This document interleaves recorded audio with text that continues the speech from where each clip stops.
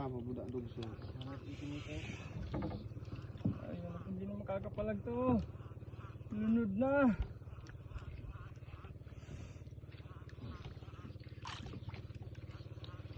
Good size. Possible mga 2 to 3 kilos. Good. Nalaban mo bro. Binobrod siya na ugang. Hindi na pinapalaban.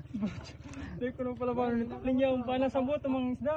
Di mo na yung kamutan. Patay na. Kaya mo? Wala nang laro. Ay dap. Bungaw na yun eh. Malaman na. Kanina pa tayo. Delikado mo yung dito. Wala. Yan na. Dumang ko ng inuwan sa lamang. Ano daw? Akay wala paglalaban. Hindi talaga siya makapalag. Puti. No. Ay. May naghahabol ito. Parang anon. Parang ano? O ano na? Parang kabuya ang ano? Tansi. Ang banit. Atras ka man, atras ka kidit, atras ka kidit, atras kidit.